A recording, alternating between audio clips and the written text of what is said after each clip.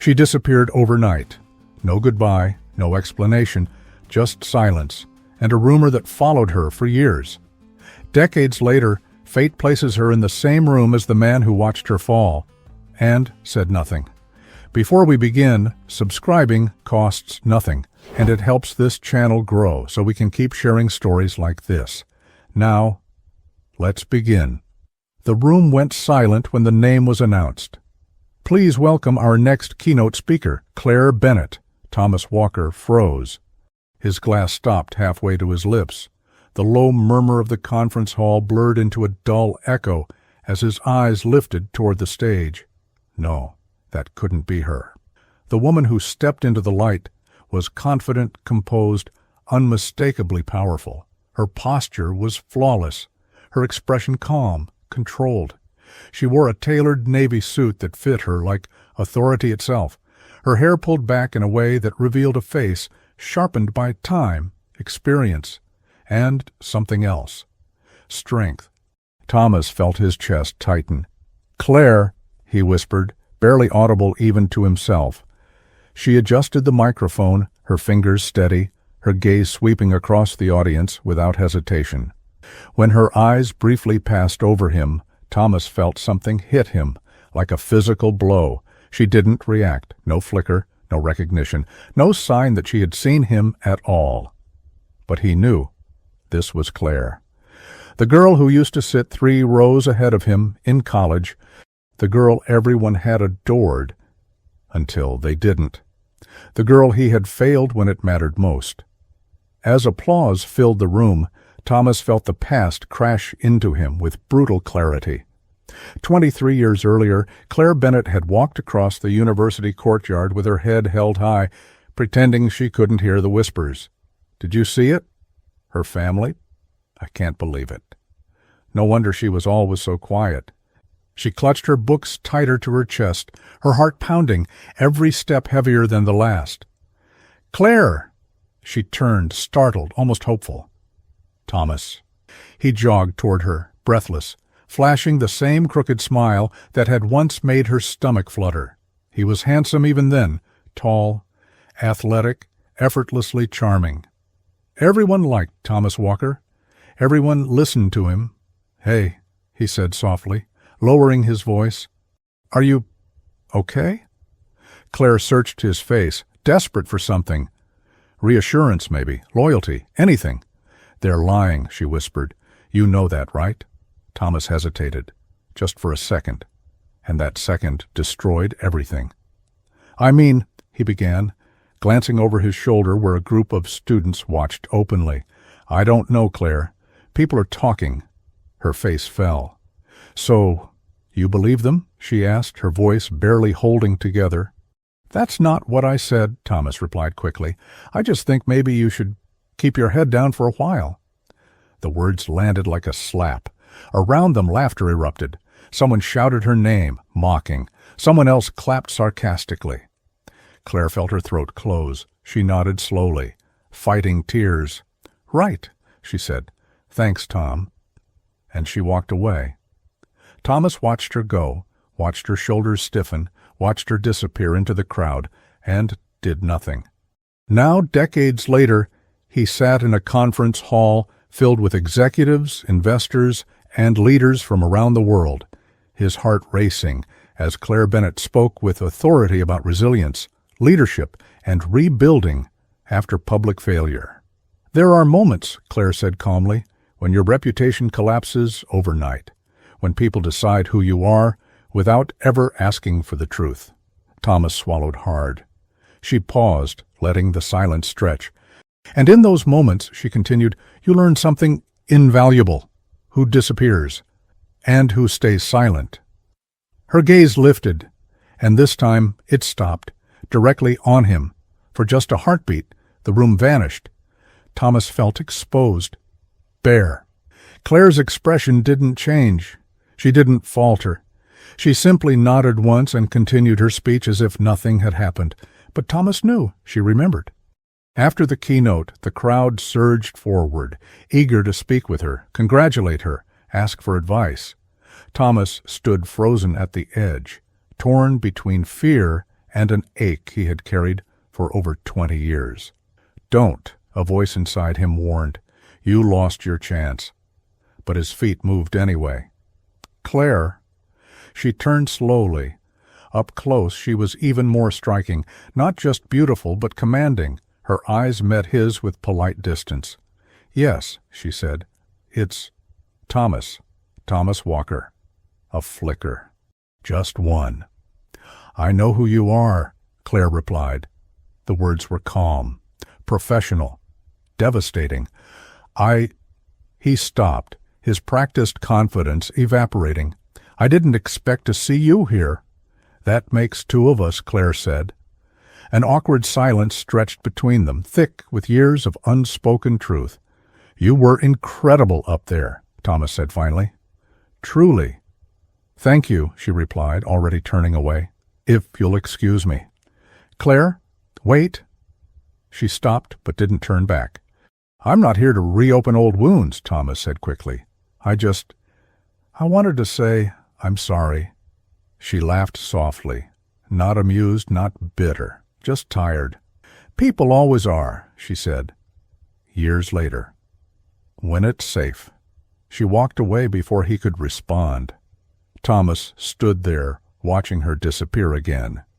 This time into a life she had rebuilt without him, and it hurt more than he expected. That night, Thomas lay awake in his hotel room, staring at the ceiling. He had built a successful career, a respected name, influence, and yet none of it mattered, because the one moment that defined him wasn't a deal he closed or a company he saved. It was the moment he stayed silent. The next morning, fate wasn't done with them. Claire arrived early for a closed-door strategy session, coffee in hand, focused, prepared. "Claire Bennett!" She stiffened at the voice behind her. She turned. Richard Hale. The name alone sent a chill through her. He smiled, smooth, confident, dangerous, in the way only powerful men could be. "Well," Richard said, eyes sweeping over her, "if it isn't the girl who disappeared." Her jaw tightened. "I'm not interested in revisiting the past." "Oh, I think you are," Richard replied softly, "because the past has a way of resurfacing, especially when people rise too high." Across the room, Thomas watched the exchange from a distance. He recognized that smile. And for the first time he understood what Claire had faced alone. This time, he didn't look away. Claire kept her posture steady as Richard Hale walked away, but inside everything trembled. She waited until she was sure he was gone before releasing a slow breath, her fingers tightening around the coffee cup until the heat stung her skin. "Still letting him scare you?" She turned sharply. Thomas stood a few steps behind her, his expression unreadable, his voice low enough that no one else could hear. "This is none of your business," Claire said, her tone clipped. "It became my business the moment I saw his face," Thomas replied. "I recognize that kind of man." Claire laughed, sharp and humorless. "Of course you do. Men like him always recognize each other." Thomas flinched, but he didn't step back. "That's not fair," he said quietly. "No," Claire replied. "It's accurate." They stood there, tension thick between them, years of history pressing in from every direction. "You shouldn't be alone around him," Thomas said. Claire raised an eyebrow. "And you decided to care now?" The words landed heavy. Thomas nodded once. "Yes?" She studied him, searching for sarcasm, manipulation, anything that would justify pushing him away again. But all she saw was something unfamiliar on his face, regret. Before she could respond, the session coordinator called them inside. Claire turned on her heel. "Don't follow me." Thomas followed her anyway. The conference room was glass-walled and pristine, overlooking the city skyline. Claire took her seat at the head of the table, slipping effortlessly back into the role of leader, strategist, the woman no one questioned. Thomas sat across from her, trying not to stare. She had changed, not just in appearance, but in presence. The timid girl who once avoided eye contact had been replaced by someone who commanded rooms without raising her voice. And yet, When she leaned forward to adjust the projector, her sleeve brushed his arm, just barely. Claire froze. So did Thomas. It was nothing. An accident. A fraction of a second. And yet something electric passed between them. "Sorry," she said quickly, pulling away. "No, it's—" Thomas cleared his throat. "It's fine." Their eyes met. Too long. Claire looked away first. As the meeting progressed, Richard Hale took the floor, his tone confident, persuasive. He spoke about acquisitions, about influence, about shaping narratives. Claire listened carefully, her jaw tightening with every polished word. "Reputation," Richard said, smiling, "is a delicate thing. Once damaged, it rarely recovers." Claire met his gaze evenly. "That hasn't been my experience," Richard chuckled. "Of course it hasn't. You're the exception, Claire. People love a comeback story." She leaned forward. "People love power. Stories are just how they justify it." A ripple of unease moved through the room. Thomas watched, impressed and worried. After the meeting, as attendees filtered out, Richard approached Claire again. "You've done well for yourself," he said softly.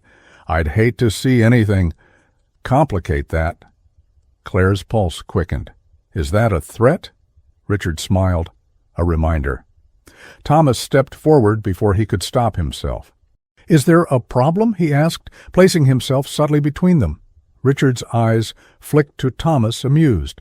"Do I know you?" "Thomas Walker," Thomas replied. "We went to the same university." Recognition dawned. "Ah," Richard said slowly. "One of the witnesses." Claire's breath caught. Thomas felt her beside him stiffen. "Careful," Thomas said evenly. "Words matter." "Do they?" Richard replied. "History suggests otherwise." He walked away, satisfied. Claire turned on Thomas, fury flashing in her eyes. "What do you think you're doing?" she demanded. "Protecting you," he said. "I didn't ask you to." "I know," Thomas replied. "But I should have, years ago." Silence fell between them. Claire looked away. "You don't get to rewrite history." "I'm not trying to," Thomas said. "I'm trying to own mine." Later that afternoon, Claire stood alone on the terrace outside the conference hall, the city wind cool against her face. She closed her eyes, memories crashing in despite her efforts to keep them buried. The dorm hallway, the laughter, the way everyone had turned, including him. "Claire," she sighed. "You really don't listen." Thomas stepped beside her, keeping a careful distance. "I'm not here to convince you of anything," he said. "Just to tell you something." She crossed her arms, defensive. "Go on." "I loved you," Thomas said. The words were simple, honest. Too late. She laughed softly. "That's supposed to help?" "No," he replied. "It's supposed to explain why I failed." Claire turned to him, eyes sharp. "If you loved me, why didn't you stand up for me?" Thomas swallowed. "Because I was a coward." The admission hung in the air. "I was afraid of losing my place," he continued, "my friends, my future. And in choosing myself, I lost the only thing that actually mattered." Claire looked at him, really looked at him, for the first time since college. "You don't get absolution just because you're honest now," she said quietly. "I know," Thomas replied. "I just want you to know that I live with it, every day." A gust of wind blew, and Claire shivered. Without thinking, Thomas removed his jacket and draped it over her shoulders. Their hands brushed again. This time, neither of them pulled away immediately. Claire felt the warmth seep in, not just from the jacket, but from the proximity, the familiarity she had sworn never to revisit. She stepped back abruptly. "This is a mistake." "Then why does it feel like fate?" Thomas asked softly. She didn't answer. That evening, the conference hosted a formal dinner. Claire entered the ballroom, poised, elegant, determined not to let the past unravel her control. Thomas watched her from across the room, his breath catching as she approached. "You look—" he began. "Don't," she said, though there was no real heat behind it. They were seated together by coincidence, or something else entirely. As the night unfolded, tension gave way to moments of unexpected humor. "You always did overthink everything," Claire said dryly, as Thomas fussed with his napkin. "And you always pretended you didn't care," he replied. "Even when you did?" She smiled despite herself. When she laughed, he felt something loosen inside him. Later, as they stood to leave, Claire stumbled slightly on the edge of the carpet. Thomas reacted instantly, catching her by the waist. She gasped, hands gripping his arms. Their faces were inches apart. Time slowed.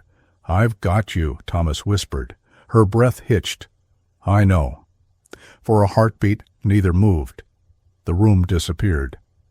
Then Claire stepped back, clearing her throat. "Thank you." But her voice wasn't steady, and neither was his.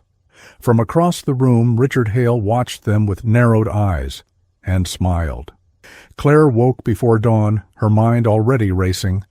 The city outside her hotel window was still half asleep, lights flickering like distant stars.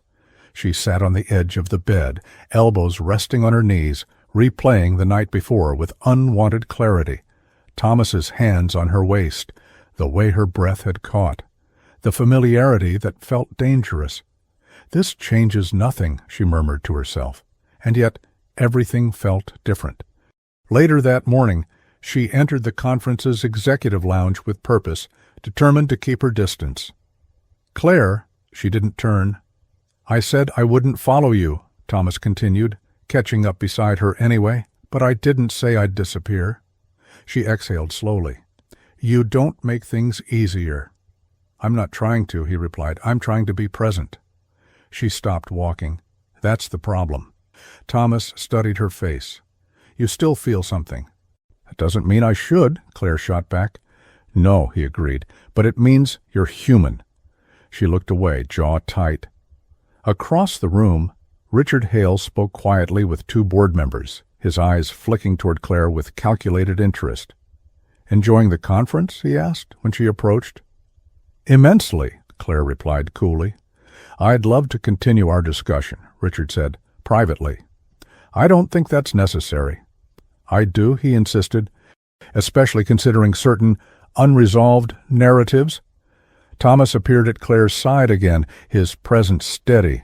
She said, "No," Thomas said. Richard smiled thinly. "Still playing the hero walker?" "I'm just not playing silent anymore," Thomas replied. Claire felt something stir. Not relief, not gratitude, but something deeper. Trust. That afternoon, Claire retreated to a quiet corner of the venue, needing space to breathe. Thomas found her there sitting alone, staring out at the river below. "Do you ever wonder," she asked, without looking at him, "who you'd be if one moment had gone differently?" "Yes," Thomas said softly. "Every day." She nodded. "So do I." Silence stretched between them, not uncomfortable, but heavy with shared understanding. "I left," Claire continued, "transferred schools, changed cities, changed my name in professional circles. I built everything you see now from scratch." "I know," Thomas said. "I followed your career from a distance." She turned to him sharply. "Why?" "Because I needed to know you survived," he replied, "even if I wasn't part of that life." Her expression softened despite herself. This story, this kind of ache, it wasn't just hers. And if this moment is touching you in some quiet way, if it feels familiar or too close to home, this channel exists for people who carry stories like these inside them. The next blow came unexpectedly. Claire's phone vibrated as she prepared for her afternoon presentation. Unknown number. She hesitated, then answered. "Enjoying your success?" Richard's voice purred. Her blood ran cold. "How did you get this number?" "I have my ways," he replied. "I also have something else." Her hand tightened around the phone. "What do you want?" "To remind you," Richard said calmly, "that some versions of the past can be reintroduced." Her pulse hammered. "You don't have proof." "I don't need proof," Richard replied. "Just influence." The call ended. Claire stood frozen. Thomas noticed immediately. "What happened?" he asked. She shook her head. Nothing. But her eyes betrayed her. That evening, Claire found herself standing alone in the empty ballroom, lights dimmed, chairs stacked. She didn't hear Thomas approach until he spoke. "You're not okay," she laughed weakly. "You're very observant." "He's threatening you," Thomas said. Her shoulders sagged. "Yes. Tell me." She hesitated. Then, slowly, she did. The rumors, the distortions, the lies that nearly destroyed her once before. "He's trying to take everything I rebuilt," she finished quietly. Thomas stepped closer. "Then he'll have to go through me," she scoffed. "You don't owe me that." "I owe myself," Thomas replied, "and I owe you honesty." Their eyes locked.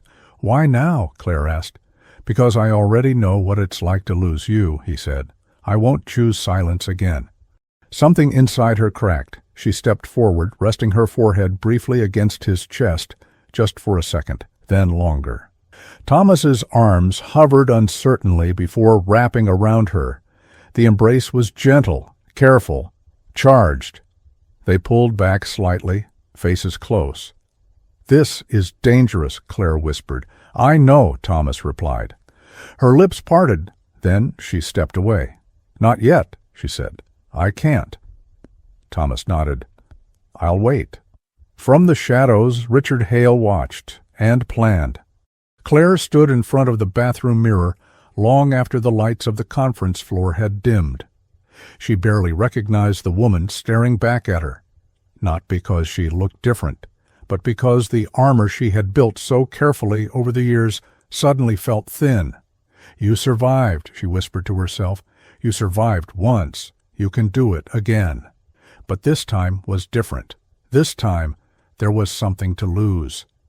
The next morning began with tension, humming beneath every conversation. Whispers moved faster than facts.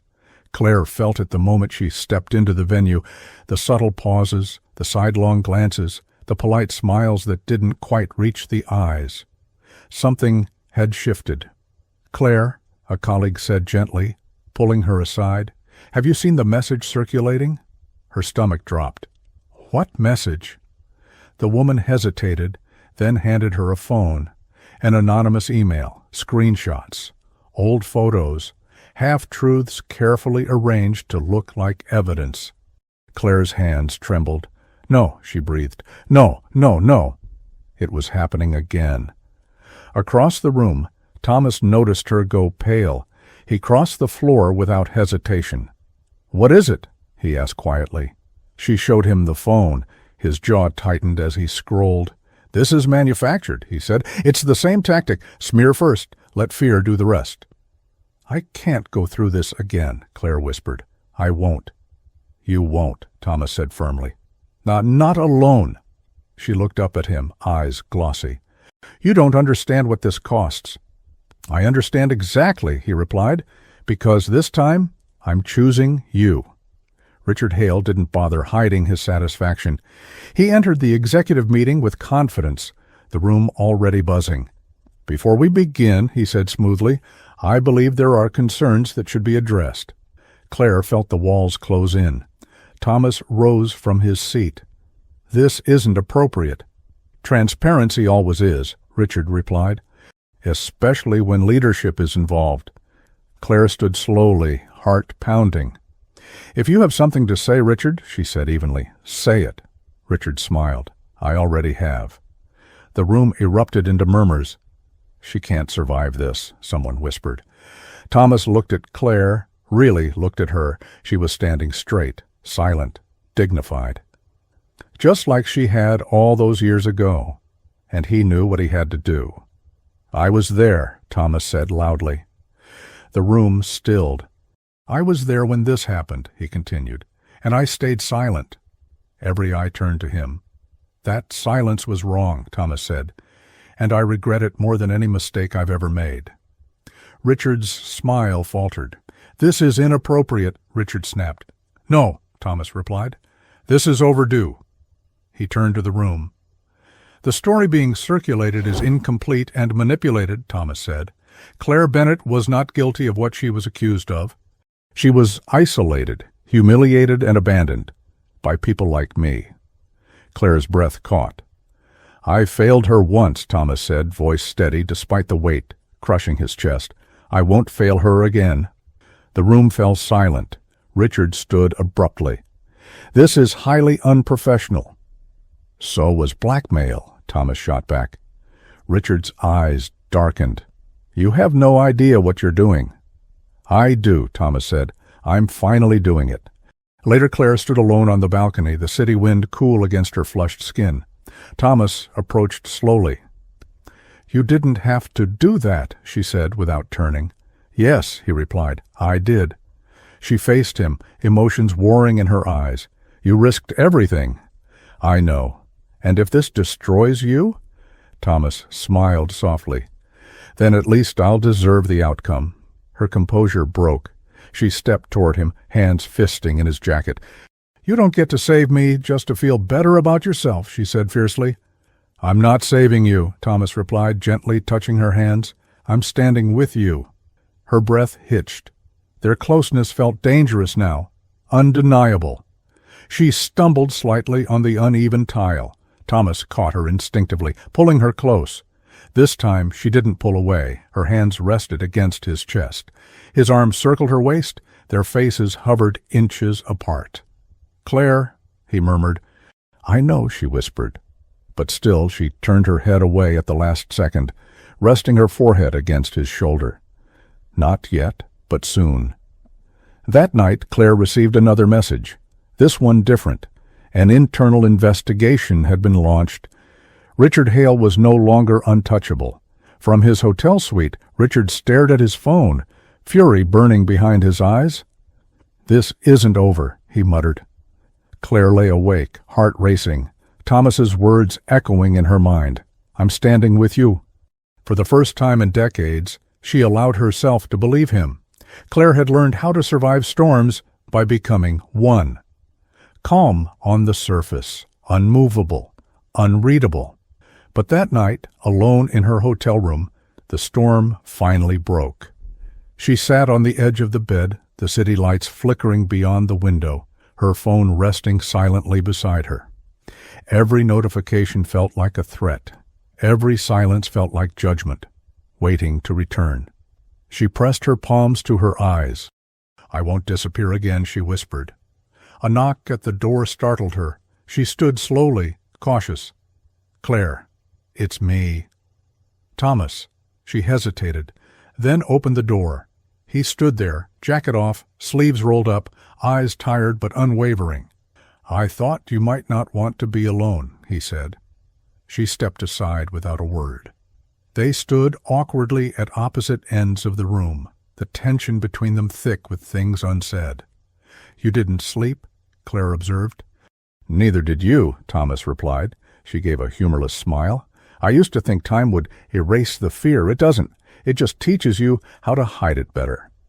Thomas stepped closer.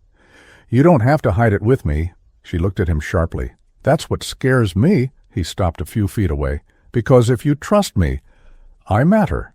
And if you fail me again, Claire said quietly, it will destroy something I don't think I can rebuild. Thomas nodded.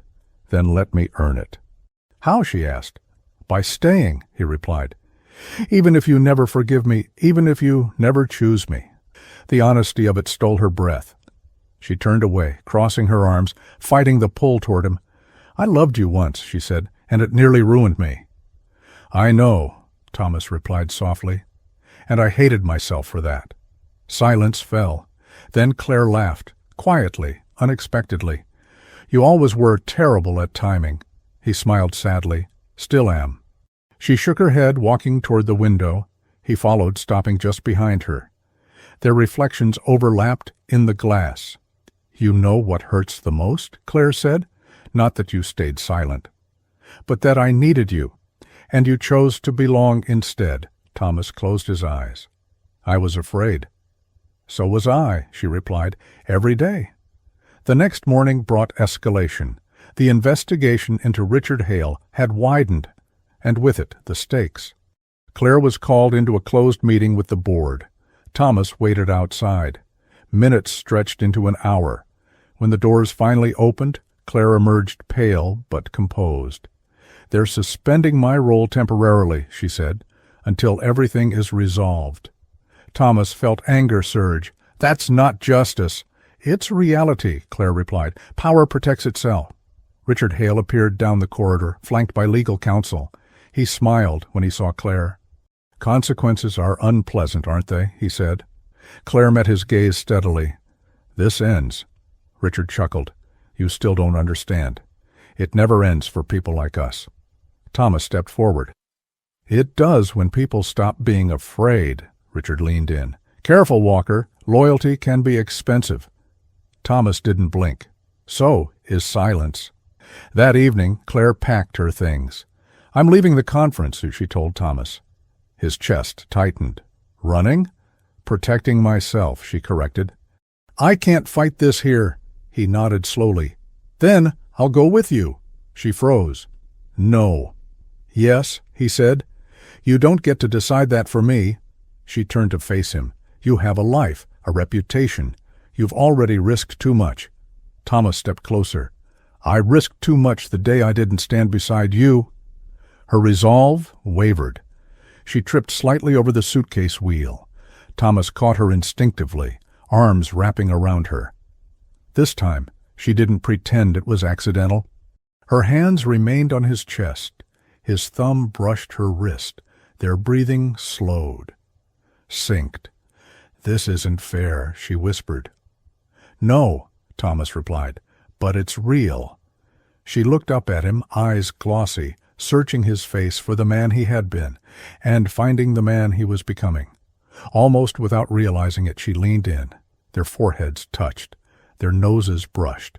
For one suspended moment, everything else vanished. Then she pulled back, just enough to breathe. "If this is happening," she said, voice trembling, "it happens after the truth wins." Thomas nodded. "Then we'll wait." That night, Richard Hale made his final move. A press leak. A distorted narrative. An attempt to destroy Claire publicly once and for all. By morning, headlines were circulating. Claire stared at the screen, numb. "It's over," she whispered.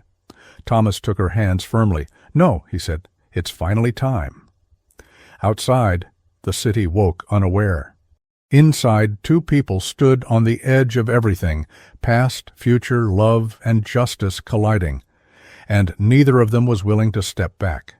The city didn't slow down just because Claire Bennett's world was collapsing. Cars moved, people hurried, life continued, indifferent. Claire sat on the edge of the bed, staring at the headlines glowing on her laptop screen. Once again, her name was everywhere, not as a leader, not as a visionary, but as a story others were eager to control. Thomas knelt in front of her, taking her hands gently. "Look at me," he said.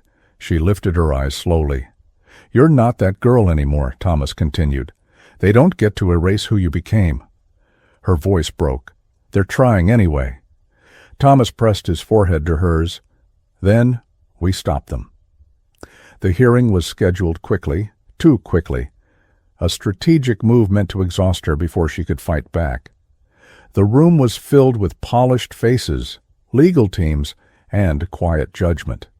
Richard Hale sat confidently at the far end of the table, composed, certain. Claire took her seat. Her hands trembled, but only once. Thomas sat behind her, not officially part of the process, but very much present. Richard spoke first, his tone calm, measured.